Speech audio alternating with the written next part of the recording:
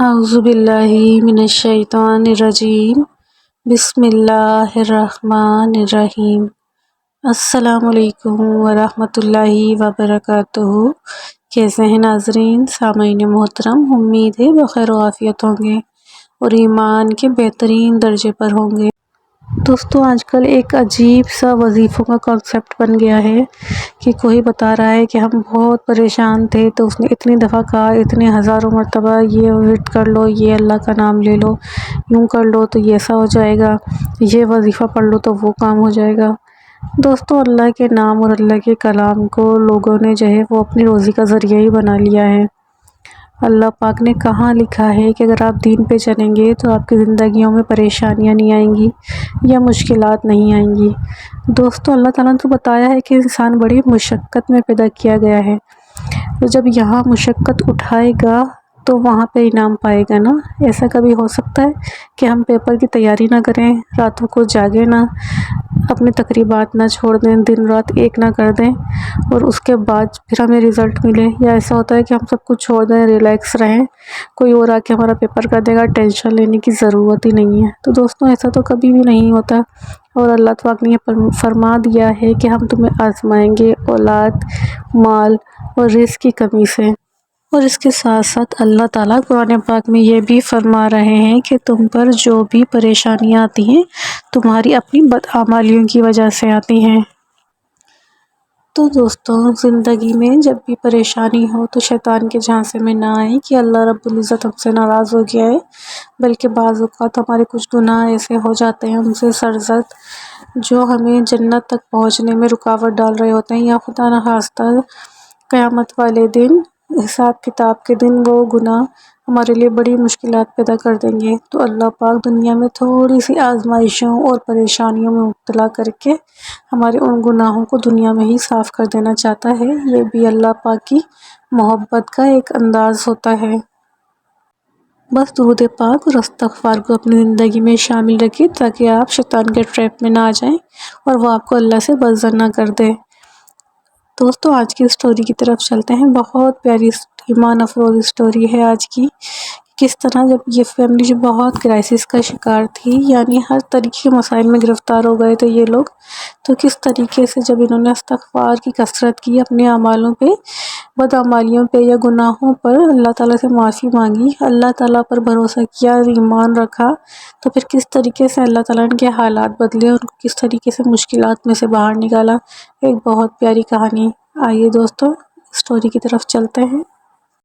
یہ بہن بتاتی ہیں کہ ہم 3 بہنیں اور ایک بھائی تھے۔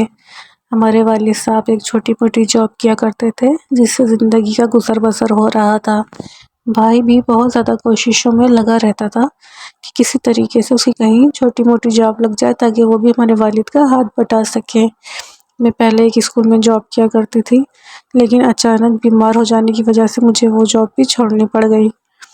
یہ کہتے ہیں کہ ہماری بڑی بہن کا رشتہ ایک جگہ سے آیا، رشتہ کافی معقول تھا، تو میرے والد نے سوچا ان کی شادی کر دینی چاہیے، لیکن حالات بے حد خراب تھے۔ کسی طریقے سے انہوں نے قرض لے کے کسی بھی طرح دوڑ بھاگ کر کے میرے والد نے جو ہے وہ بڑی بہن کی شادی کر دی۔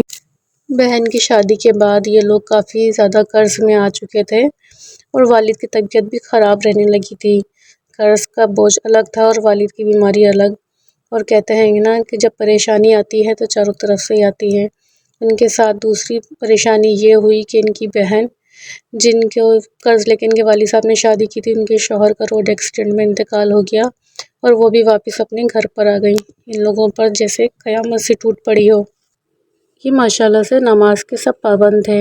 ایک بار ان کی بہن قرآن پاک کی تلاوت کر رہی تھی، سورہ نوح کی آیات پر جب پہنچی، جہاں کہ اللہ پاک نے وعدہ فرمایا ہے جو کثرت سے استغفار پڑھے گا اسے ہر تنگی سے نکال دے گا، وہاں سے رزق دے گا جہاں سے گمان تک نہ ہوگا، آسمان سے رحمت کی بارشیں برسا دے گا، اور بے گھروں کو اپنے گھر سے نواز دے گا اور بے اولادوں کو بیٹوں سے۔ جب ان بہن نے یہ آیت پڑھی تو انہوں نے اپنے گھر والوں سے ذکر کیا کہ اللہ پاک نے جو اس میں بتائی ہیں وہ سب ہماری پریشانیوں کے حل تو ہیں، کیوں نہ ہم سب مل کے استغفار پڑھیں۔ لیکن بس وہ دن تھا کہ ہم سب نے استغفار کو جیسے اپنا اوڑھنا بچھونا بنا لیا۔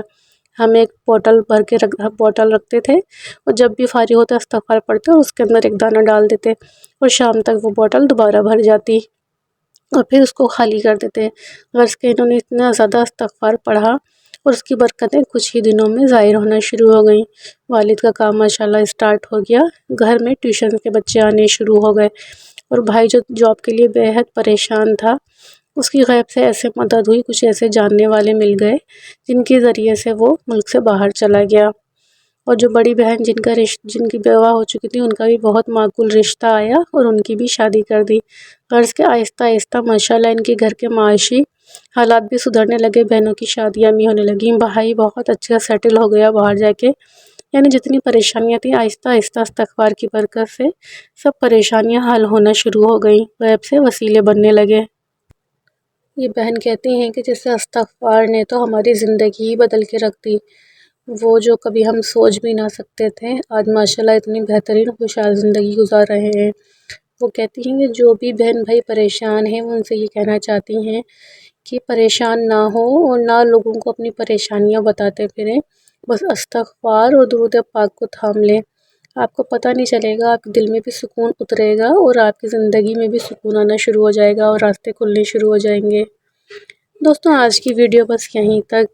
ویڈیو میں کچھ بھی آپ کو اچھا لگا ہو، کسی پوائنٹ پہ بھی آپ کو موٹیویشن ملی ہو، تو ویڈیو کو لائک ضرور کیا کیجیے۔